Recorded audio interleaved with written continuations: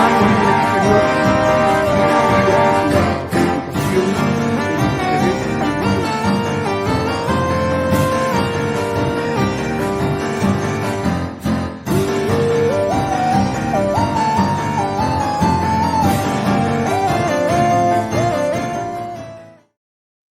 Hola amigos, hola amigas, qué gusto estar con ustedes. Voy a hacer un programa hoy sobre algunos de los temas que se han discutido en el foro de Davos y otros temas.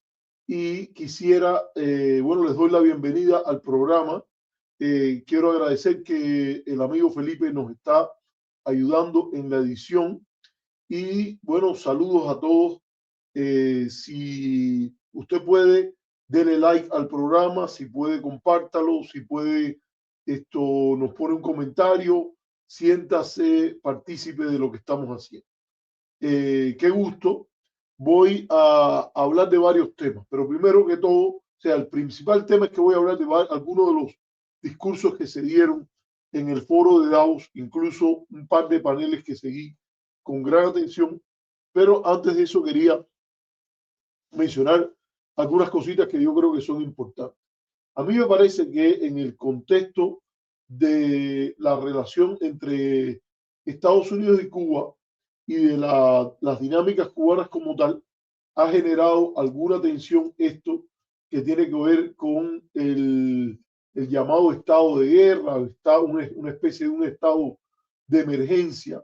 Y bueno, se ha hablado de eso.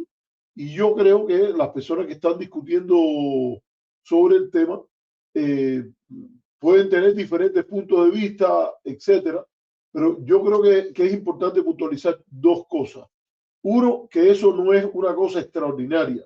Muchos países, yo diría la gran mayoría, la abrumadora mayoría de los países, espera un momentico que estoy subiendo esto aquí para ponerlo más cómodo, la abrumadora mayoría de los países tienen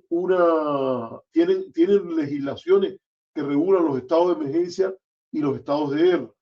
Y eso no debería ser extraordinario que el gobierno cubano lo valorara y que discutiera cuáles son los componentes, los poderes, las regulaciones, las cuestiones que marcarían eso. Y en segundo lugar, es decir que además de que es práctica, eso es lo lógico también, porque se supone que haya una regulación incluso de esas situaciones de emergencia extraordinarias a partir de la ley.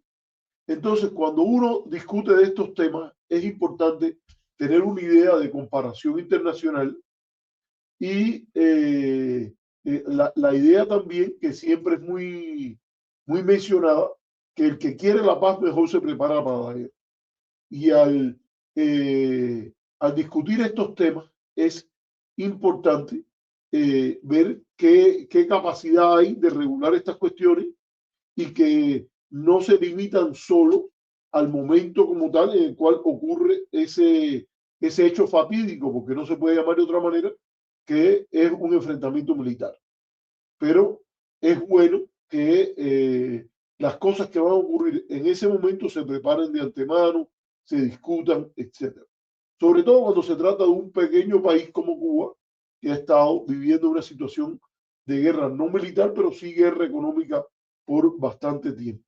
Entonces, por ahí es uno de los temas que quería mencionar. Otro tema que se ha quedado un poco colgando ahí, que he visto algunas proyecciones, concretamente me han enviado un video con algunas de las explicaciones que salen del toque de cuestionamiento a los defensores del derecho internacional. Y me estoy refiriendo a esta persona que hace las discusiones de cuestiones de derecho en el toque, el que le dicen Vierita, lo voy a llamar por su nombre, porque a mí no me gustan tanto los diminutivos. Si él no es amigo mío, ni yo soy amigo de él, pero bueno, esto sin hostilidad, y que ha dicho que la izquierda y que los que hablan del derecho internacional en torno a lo que ocurrió el 3 de enero, que tienen que hablar porque está bueno de silencio, se notaba a la persona un poco alterada en el video como que estaba reclamando algo único, de que estábamos en presencia de un grupo de desapariciones forzadas en Cuba. Entonces mencionaba el caso del humorista, creo que se llama Fernández Hera o Hernández Hera, no sé muy bien, pero que era la cuestión de que él había sido arrestado y no se sabía de su paradero por, él dijo 48 horas, pero después yo he buscado en internet y habla de 15 horas, creo que el mismo artículo, la misma cosa que escribe el mismo era, y ahora Henry Constantin, otro disidente que estaba vinculado a la Sociedad Interamericana de Prensa, y bueno, que se dice que estaban desaparecidos sin que su familia supiese de su paradero. Bueno, eso no tiene ningún problema. A ver, ¿cuál es el rollo de que los que defendemos el derecho internacional, porque estamos en contra de las desapariciones forzadas, de lo que ha ocurrido en América Latina, donde han habido personas por número de miles que desaparecidas por dictaduras de derecha, que habría que condenar noche, tarde y madrugada? Todo el que vaya que sea un opositor, que pase por Chile. Si vamos a hablar aquí de andar reclamando y de que dime y que me diga que no sé qué, bueno, todo opositor cubano que pase por Chile o que en cualquier momento hable de derechos humanos o que en cualquier momento hable de democracia, si tiene cualquier tipo de conexión, ser parte de un frente, colaborar, tratar con respeto, lo que tú quieras, de cualquiera de los que significa los grupos del exilio tradicional, entonces debería empezar por repudiar todas las desapariciones. Es así que no fueron de 15 horas, donde la gente apareció viva después. No, no, no, no.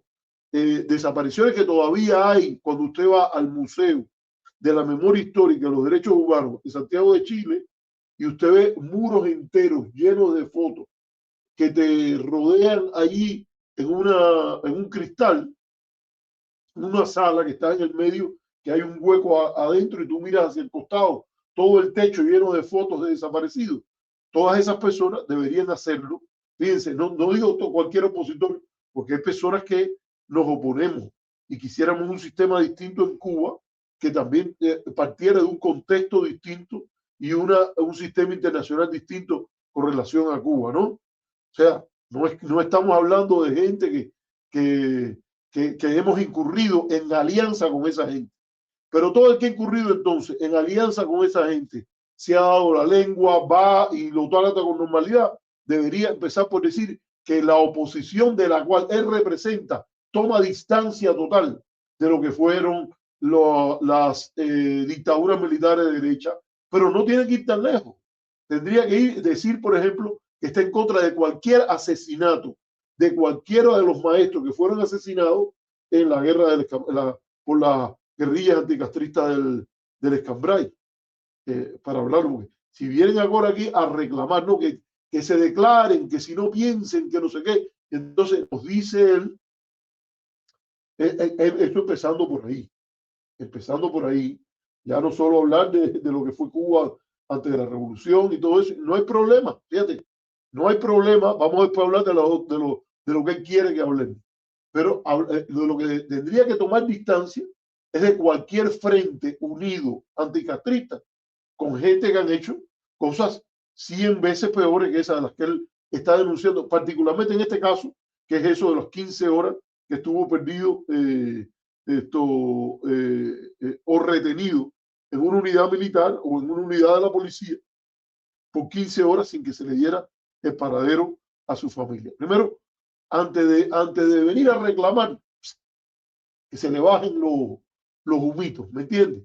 Entonces ahora, cuando ya quiere discutir de este tema, esto es una discusión que está llena de exageración. Pero vamos a empezar por el principio. Mira, no hay ningún problema en eso.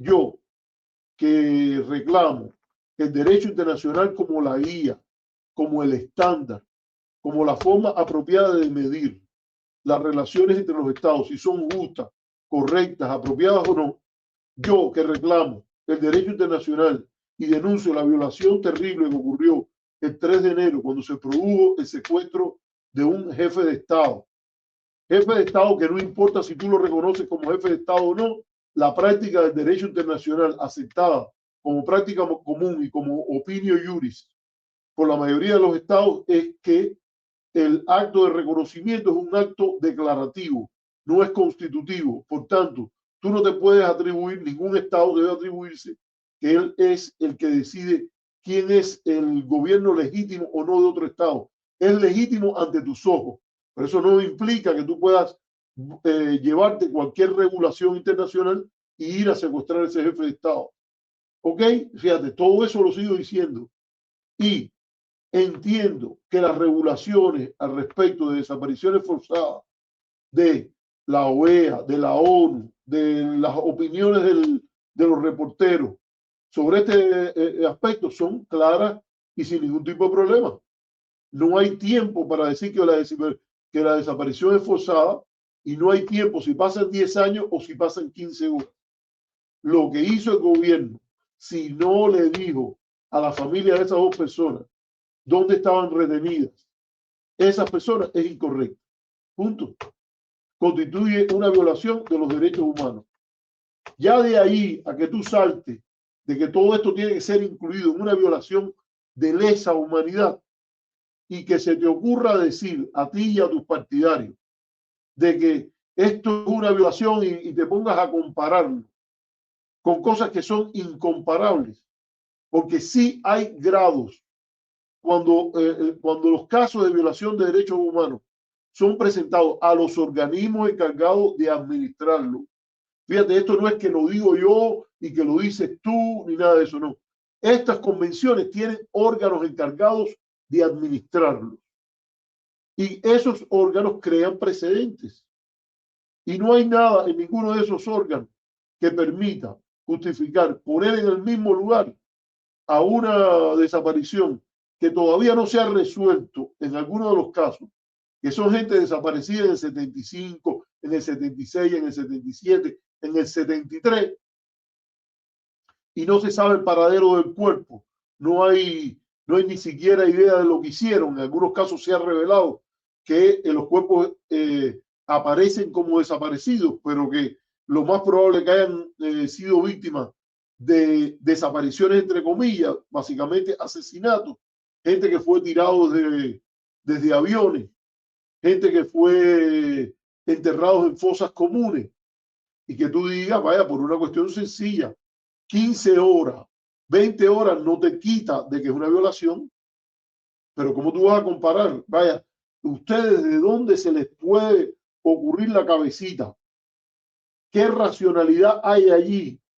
¿De dónde viene el tupe que ustedes le puedan meter a la gente que piense, salvo que se quieran comprarle los desastres esos que ustedes plantean, de que una persona la hayan retenido en el contexto, tengo entendido, del homenaje a los combatientes caídos en Venezuela, de que eso sea equivalente a alguien que lo desaparece por 44 años? No, que ambas son violaciones de lesa humanidad. No, ambas no son violaciones de lesa humanidad. En un caso, hay un asunto que una vez que sea resuelto, tú lo vas a plantear allí y te vas a ir a un órgano de derechos humanos, de los fundamentales del sistema de Naciones Unidas, y te van a decir, bueno, tú vienes y dices que quieres poner una acusación que aparezca allí, te van a decir, ok, no hay problema. Lo ponemos en el próximo reporte. Hubo 2 detenciones que duraron tanto, esas violaciones las vamos a denunciar. Detenciones arbitrarias, tiempo sin presentar a la persona y todo eso. Pero el hecho de que tú aspires de que el público en general, los organismos de derechos humanos, los verdaderos activistas de derechos humanos, los que no doblegan la vara para servir a la potencia más poderosa o a la potencia más poderosa, no, que te vayan a decir de que hay que poner lo que ocurrió en el derecho internacional cuando hay miles de personas que no se sabe dónde están, y cuando hay personas que las desaparecían y era práctica común que eran torturadas, a ponerlo en el mismo lugar que 2 personas, una que estuvo 15 horas detenida y no sé, en el programa ese que hizo Viera dice que fueron 48 horas. Sí.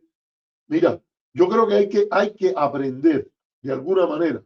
Ustedes, la gente del toque, tienen que aprender de alguna manera a dejar la hipérbole, a dejar la exageración. No le hace bien a la idea de la promoción de derechos humanos que ustedes estén metiéndole esa manivela de entonces siempre querer presentar a Cuba como el peor país, la Alemania nazi en el Caribe, la Corea del Norte a 90 millas, porque en última instancia sabemos de dónde viene todo eso. Esa es la política de la ley Helms, por la cual bajo el cuento de los derechos humanos le están dando dinero a ustedes para que justifiquen la política de guerra económica. Porque tú puedes admitir, y lo estamos admitiendo aquí sin ninguna duda, de que hay violaciones de derechos humanos en Cuba y que deben haber organismos encargados de monitorearla, que deben haber denuncias sobre eso, que deben avergonzar a las personas que hacen esas violaciones. Eso no hay ninguna duda, vaya, fíjate. Pero la idea esta de que tú vas a venir y te vas a montar en esas hipérboles y en esas exageraciones, donde 15 horas es igual a toda una eternidad de la pérdida de un familiar, y a venir y a decir, no, porque esas acusaciones de la izquierda que se están, que tanto decían cuando las dictaduras de derecha hicieron, bueno, tanto decían cuando la dictadura de derecha hicieron, porque tanto hicieron las dictaduras de derecha. Por eso lo decían. Y tanto dices tú que en comparación con eso, que debería ser ajustado a lo que pasó. ¿Me entiendes? Denuncia en su propio mérito que una persona incorrectamente, injustamente, inapropiadamente es detenido por 15 horas y no se le da el parte a sus familiares. Según tú, yo creo que, y que deben haber organizaciones que monitoreen eso, ningún problema. Eso es parte de la idea de hacer oposición leal. Pero irte a ser de escudero de la ley Helms-Burton, a meterle hipérbole, y además que esa mentira te la crees tanto que vienes a reclamarle aquí. Tú no tienes ninguna moral para reclamarle a nadie porque sea de izquierda, que tiene que ir y atacar eso. Eso no es porque sea de izquierda o porque atacó a las dictaduras de derecha. ¿No? Al contrario, ataqué a las dictaduras de derecha porque estaban bien mal y porque es un pesado terrible. Porque mataron a 100.000 personas en Guatemala. Porque en Chile llenaron de víctimas y abusaron y ahora llegan al poder por los errores que ha cometido la izquierda y porque es normal que haya alternancia en el poder entre izquierda y derecha. Se perdió una oportunidad de reformar la Constitución. El presidente Boric yo creo que tuvo una situación difícil económicamente cuando empezó a manejar la situación ahí, pero no hay nada que diga que estas dos cosas son equiparables. Entonces, siempre vienen a hacerle el trabajito. Fíjate, tienes toda la legitimidad para hacer trabajo de derechos humanos. Tienes toda la legitimidad para denunciar cuando una persona lo detienen por 15 horas y a la familia no se le reporta dónde está. Yo creo que fíjate, si yo estuviera por esta vuelta que hay ahí, de que alguien te dice, oye, no salgas a la calle porque va a haber el homenaje a los caídos. Es correcto, yo creo que no. Tú no eres nadie para regularme a mí que yo vaya a salir a la calle. O ese tipo de Minority Report, como es la película con Tom Cruise, creo que es, que te previenen, te detienen antes de cometer el delito que vas a cometer. Porque la probabilidad eso es algo que se supone que no se ha calculado con la base de antemano, saber, este viene, va a hacer esto. Ok, pero si eso es lo que te dijeron, mira, no puedes salir y tú saliste, está bien, es tu derecho. Te meten preso y no se lo dicen a tu familia. ¿Dónde tú estás? Es incorrecto ya, punto. Y lo dice ahí y lo denuncia. Ocurren detenciones de tiempo limitado, a veces cuando hay un acto político, cuando la situación está tensa, te avisan que no puedes salir y tú denuncias eso específico con todas las letras. Es incorrecto, no se debe vivir así. Hay que tratar de mover al país a que haya un Estado de Derecho y que se respeten esas cosas y que no se hagan esas cosas cuando la ley no lo permite. Y si la ley lo permite, hay que preguntarse cómo se cambian esas leyes. Muy de acuerdo. Pero esas equiparaciones, esas hiperbolizaciones, esas exageraciones no tienen ningún sentido. ¿Sí? Te lo digo con toda claridad. Entonces, ya vamos a hablar de otro tema. Déjeme coger la primera pausa y ya voy a regresar porque voy a hablar otro de los temas que son importantes que yo quisiera cubrir aquí. Porque